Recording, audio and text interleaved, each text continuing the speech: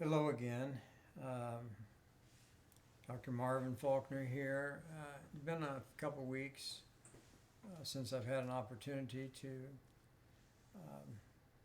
do another one of my inspirational messages and the fireside chats. I, I'm off work actually, but I'm trying to get caught up on some overdue continuing medical education, which was a little more than I bargained for actually, but I'll get through it like I always do. Um, I wanted to maybe during this time place a couple on before the holiday and try to encourage everyone to get through these times. I recently was on another person's podcast. It's entitled Laura's Library, I believe. She interviews authors and bookstore owners. And while it's on my mind, let me say I always really appreciated the way in which I was treated at the Green Door bookstore. There's another one, a Wise Blood, that I didn't make it to in Overland Park because of all of the COVID, of course. But just as those things were beginning, the readings and any opportunity to speak, it was uh, deadly quieted by the virus and the plague that we've had upon us. So, but people have gone virtual and tried to do their best with this, from school to everything else, and it's an adjustment, that's for sure. But I wanted to, for the holiday, for any of you that can support those businesses locally, go to them and buy some books and order some, help those businesses out, because we certainly are living in trying times with regard to people everywhere trying to keep their businesses open, and especially in places that are closed so tight, that have been, like in California for sure, LA and San Diego, all across California there quite a bit. And it's been hard to keep up actually. But this podcast, look, if there's one thing that you don't need, it's any more information about really COVID. It's been covered over and over again. A lot's been learned, and thank God a vaccine is coming shortly. And also, you certainly don't need to hear anything about politics or the election in the name of merciful God. So, um, people can only speak for themselves. I hope we still have a voice. I hope we are still we the people, and that we are able to express at least that much, um, and that our vote, means something, because plenty of people died for it. So I don't, other than that, I want things to go forward. I want to pray for our leaders, even though I had a patient say to me, we need to just have a lotto system, and people draw a lotto, and then they go for a few years, and then they come back and say, we draw another lotto, and someone goes, and their expenses are paid, but that's all, and while they're away from their regular duty, and it's just a lotto system. And you know what? It sounded pretty damn good to me, and what sounded even better was marching upon Washington with about 2 million strong, and just say, we're going to escort you out to another ark that has been built for all of you to get on. The only problem is this one has holes in it, and we'll just start all over. Because it's really discouraging. It really is, to feel that our representatives, Senate, executive branch, whatever, are not listening to the people of the United States of America. That's enough of that. The the thing that eventually had to come around in my talks, and I'm going to divide this into one and two. I'm going to do one to keep it short, and then we'll have another one. So there's going to be two parts of this, but eventually it had to come out. Well, because all of this has been inspirational and it's concentrated on the reasons to love and why you should fight to do that. Well, I wrote a song once, and it was entitled "When Love Ain't Enough," and I know the proper English isn't enough, but slang word was used. And so, what happens to us when love isn't enough? And I've thought about that a lot, and especially during the holiday season. And when I was on this guest podcast, I was asked, well, what do you tell people to do during these times of the holidays? They're beautiful for a lot of people, and there's still a lot of excitement for a lot of people, but other people are going through some pretty dark and troubled times because of grief and loss, and things just aren't what they used to be or once were. And it changes, you know. There's that time that you have with people that you love, your relatives, your friends, the holiday season. Everybody is well, maybe. And kids are little, and there's excitement. And, mother and dad's around, and mother-in-law and father-in-law are around, and your spouse is around, and it's just a whole different ball game. But people grow older, and with that time element, things change. And now people are missing. Somebody may have had to bury a child, a spouse. Grandma and grandpa aren't there. Mother-in-law and father-in-law aren't there. There's fewer people to give love, fewer people to receive love.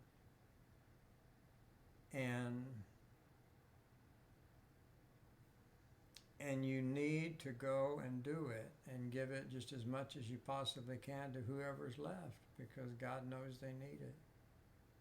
And the absence of it leads to apathy, which can also lead to bitterness and just this idea of being alone. And sometimes during these times, people can feel like, well, love used to be enough, but now it doesn't even seem to be quite enough, because people miss people so badly that their joy in living is not what it once was.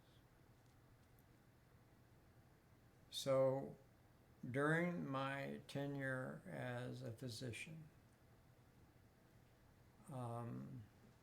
something that I look back through the years, and everybody knows I wasn't completely sold on, but 33 years I've done this.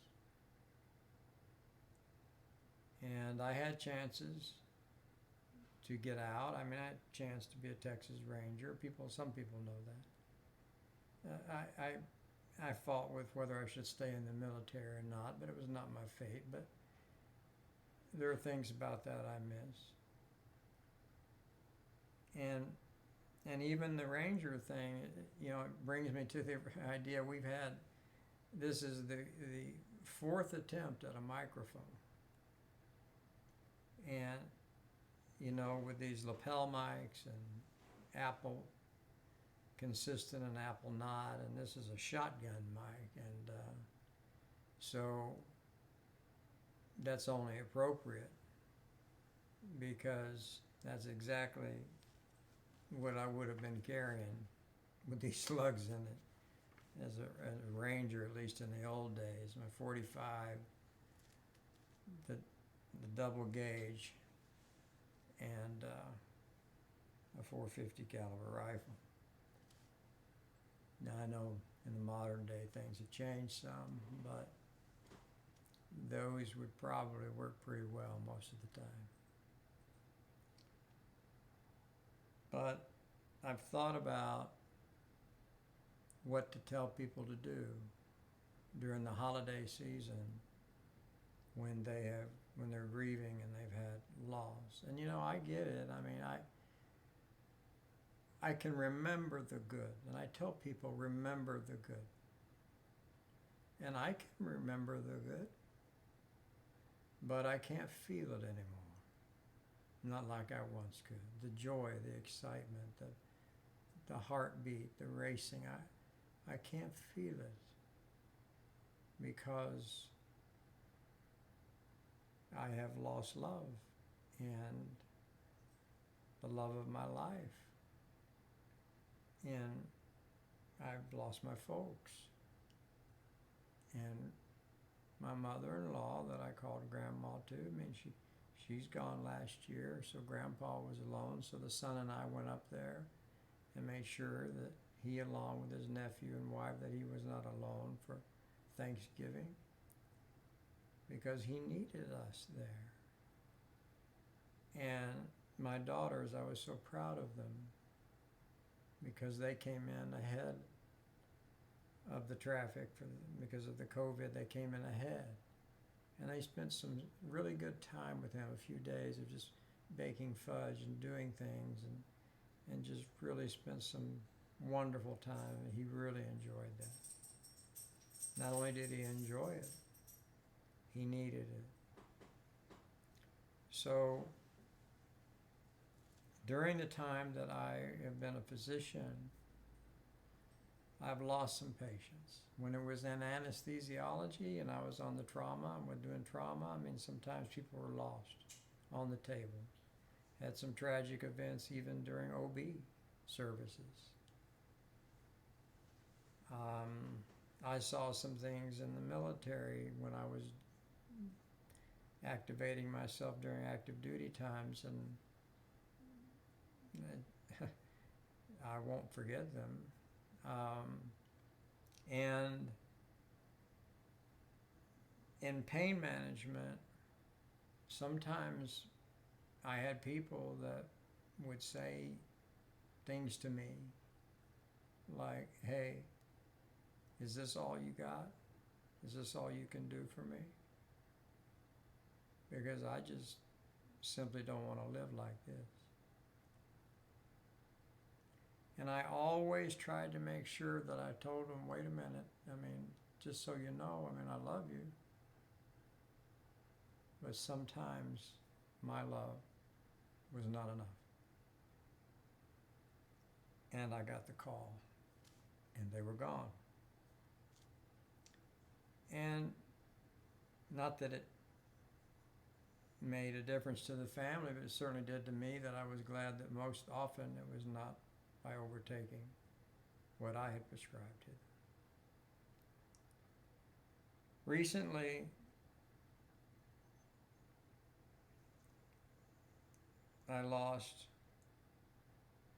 we at the practice lost a patient. I tried to remember that I had hugged her and that I had told her that I loved her. But I just had a sense that it wasn't going to be enough. And I encouraged her to continue her psychiatric outpatient treatment since she got out of the outpatient facility, but she had lost the love of her life and she was struggling. I had the foresight not to prescribe her the same amount of medication, to reduce it and give it in a lower quantity and numbers lower in just a 2-week, and nothing that could hurt her. But she found a way, and the phone call came. And the love that I tried to give her for that limited period of time, it was not enough. I was able to hopefully comfort her daughter some when the phone call came, and it was just, it's tragic and it's a loss. But they wanted to go be with the one they loved. So love is a reason to keep us here, and sometimes it becomes the very thing that wants us to go away and be with those that we love. But it shouldn't be on your timetable. It should be on God's. But it's not easy. It's not easy. Sometimes love's not enough. I have thought about Christ hanging on that cross, being bled, being bludgeoned, hanging there, dripping sweat and blood for the sins of the world. And I wonder if the thought came to him, my love was not enough. They didn't get what they wanted. I wasn't the ruler that they wanted, that they sent for. This is not what they expected. So despite the lame walking, despite the blind seeing, despite my love, it wasn't enough. And now I'm being mocked and crucified.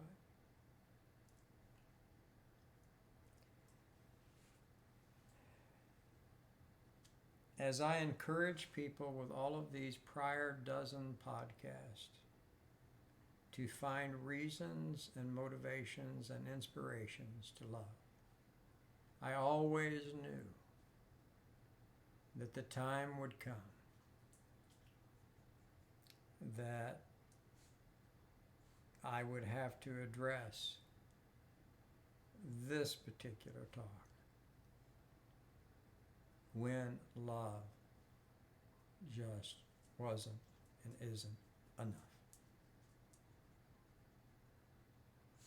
I want to encourage you to go to your families that are left, those of you that have lost, that you continue to fight the fight, to go and give what love you can, because it can make all the difference in the world in someone trying to hold on instead of slipping away.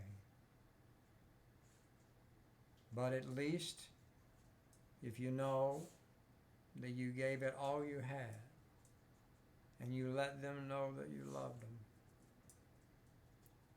then you know you did your part. I had to call and ask my medical assistant on a couple of different patients. Since I was off, I called because I started thinking about a couple of patients, and I said, hey, listen, do you remember, did I give her a hug and tell her I love her? And she said, yes, you did. I said, well, and then this other patient I've been worrying about, I mean, he's got so many comorbidities and I haven't seen him. She said, well, it's because you gave him a couple months scripts and he's due to come, he'll be back in, or he'll send someone for them when you get back. But I knew his appointment was due, and I was wondering, did he make it? Because he was very worried the last time I saw him that he would get the COVID and he would not make it. And he's on oxygen, he can't breathe. And he told me, he said, I got to say, living like this is just no life at all. I wish I could just go on. And I looked at him, and words fail me sometimes, but I just said, look, man, I mean, I had to confirm it with my medical assistant, because I have over 500 patients, but she said, no, you gave him a hug, and you told him that you loved him. I always want to know that I did that. That if that was the last time that I did that much, because it was my duty to honor God that way.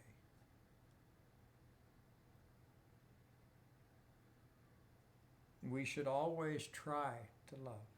We should give it our best, our level best to love. But people die, and we are all going to die. We were born to die. We started dying when we took our first breath. There's no escaping it. $500 million won't buy your way out. For once, there'll be a level playing field. People that are elevated in society, they get paid so much money. No one deserves that kind of money. I do not care what you're doing. I mean, when your net worth is $500 million and plus, I mean, please tell me why. Please tell me why anybody really needs to be a billionaire. And when you see one that's not charitable, a young one that's spending it all on cars and women and parties, it's nauseating. Because to whom much was given, the Bible says much was expected. So I don't know how they think it's going to go when they meet God. But I would say not so well. I don't want to be judgmental. It's his call. But, to say, I gave you billions. What did you do with it? Well, I spent it all on women, cars, properties, parties, drugs. I don't quite see how that's supposed to wash. So I don't know why in the world anybody, no matter what they're doing, I don't care if you're a molecular scientist, if you're president, if you're king, athletes, Oscar winner, I don't care what you're doing.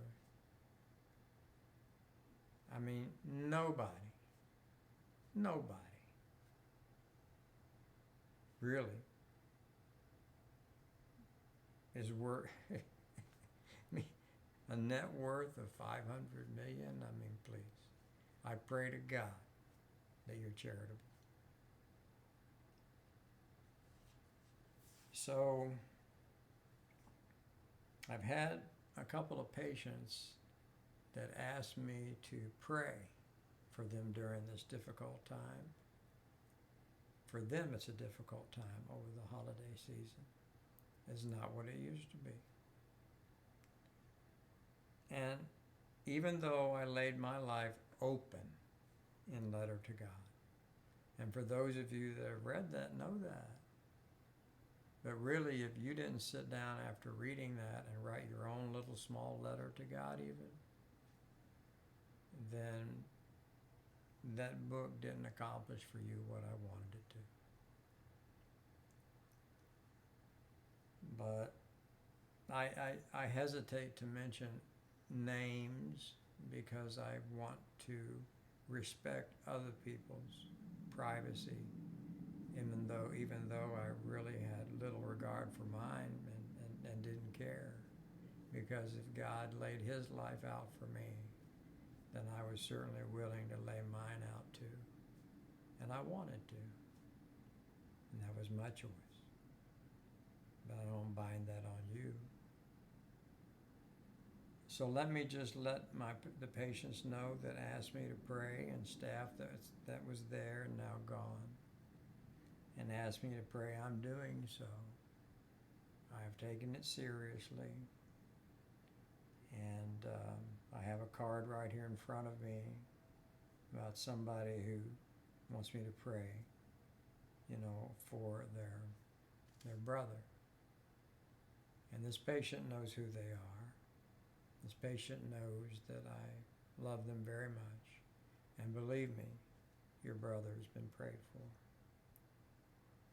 And there is someone who has a grandson that wants me to pray for them, and your grandson has been prayed for. I asked for their names, and I do that. So know that your request is honored. And anybody that ever asks me to pray, I don't just say, yes, I will, and walk away. I find a corner. I find some time. I go somewhere at some point and I render that prayer. And I would encourage the rest of you to do the same. I received a very beautiful card. It was one that struck me very nicely. And it said, "A time for giving thanks. May you be blessed with the reminders of God's goodness, His faithful provision of constant care, and the rich bounty of peace and joy that are ours through Christ." When I wrote the book, I tried to leave it open through the message of love so that people from other religious backgrounds would not feel that they were being left out or that I was pushing them out because of my faith as a Christian, that I would be binding that on them. I wanted Hindus and Islamic people of that faith, I wanted them to be able to read it and connect the dots through love. But make no mistake, I have my faith, and I am a Christian, and yes, I've sinned. God knows that. But I do believe in the Father, Son, and the Holy Spirit. And if I am not ashamed and embarrassed of that, then He will not be ashamed or embarrassed of me when my number is up and my day comes. That's a promise that I expect Him to keep. So, number one, remember the good, even when you can't feel it. Number two, give people what love you can, as much as you can. Always do your best at everything. I mean, don't do anything less than your best. God wouldn't have you do anything less than your best. I always tried to do my best on the mat, in the ring, in medical school, and that was tough. I was no genius. I had to study.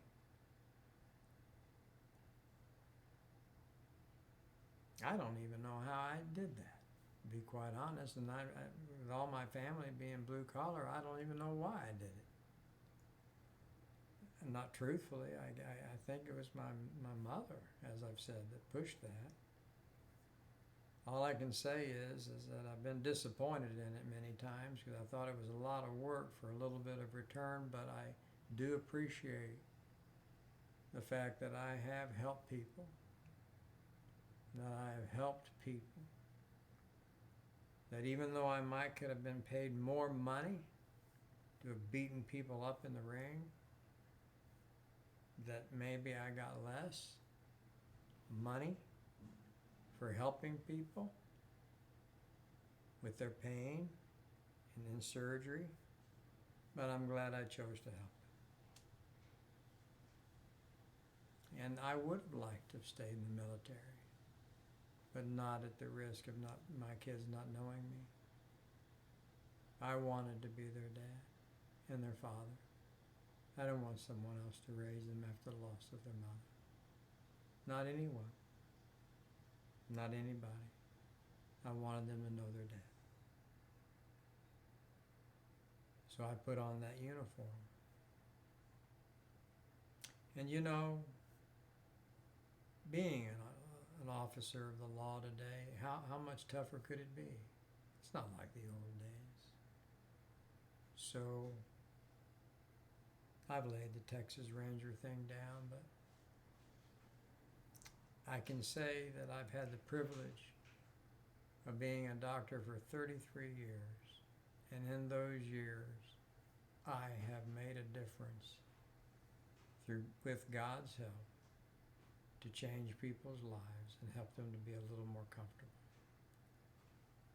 It's amazing when I'm doing these continuing medical education credits, the controversy and the different opinions of different physicians in the way they want to approach the treatment of pain.